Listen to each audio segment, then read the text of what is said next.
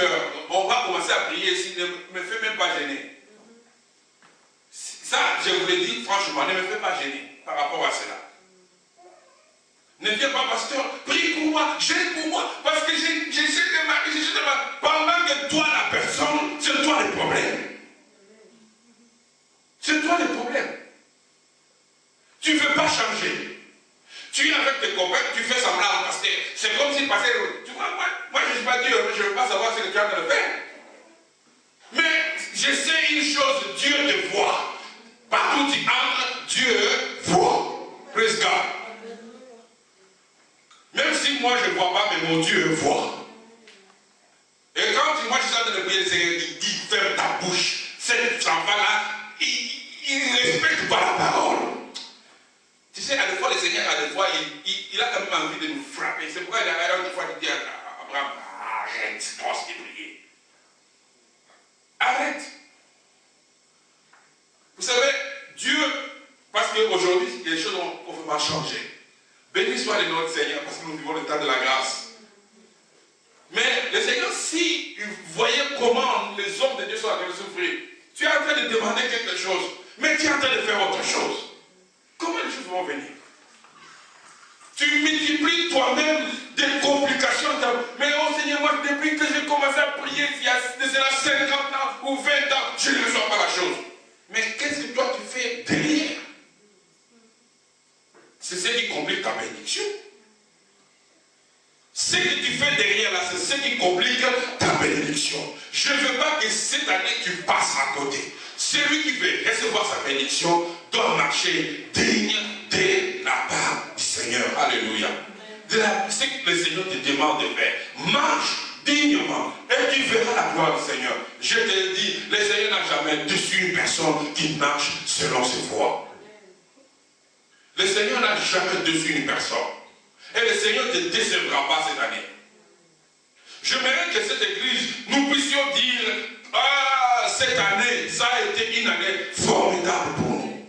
Chaque personne qui entre ici, ils disent, ah, là-bas, je sens la présence du Seigneur. Quand j'entre là-bas, dans ces hommes-là, de la façon dont ils sont en train de prier, ils sont fidèles avec leur Dieu. Ils sont fidèles avec leur Dieu. Et Dieu est en train de faire des miracles. Parce que Dieu aime là où il y a les souliers. Dieu aime que nous puissions marcher dans les voies et dans ses pas. Selon ce qu'il lui désire. Mais nous compliquons la situation. Nous venons, nous pleurons. Quand je pleure, je devant le Seigneur. Quand je rentre, je fais autre chose. J'éloigne ma bénédiction. Alléluia. Mais pour cette année, je le dis, le Seigneur va faire des choses petit à petit. Ça a déjà commencé. Comme je le proclame, ça a déjà commencé. Ne pense pas que ça a déjà commencé. Le Seigneur a déjà déclenché des miracles.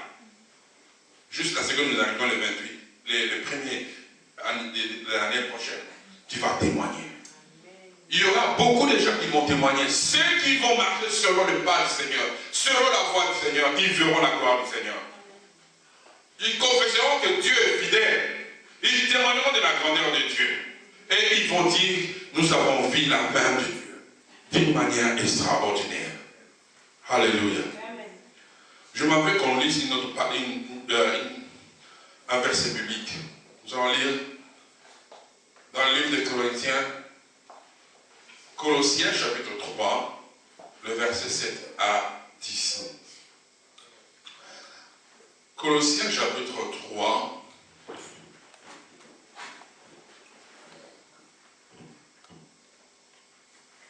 quelqu'un d'autre peut prendre Éphésiens. Éphésiens chapitre 4, le verset 22 à 25.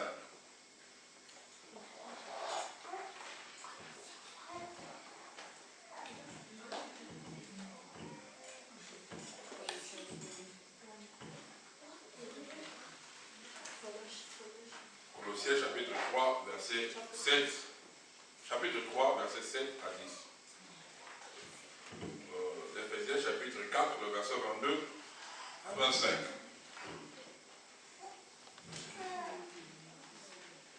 Je lis Colossiens chapitre 3, verset 7 à 10.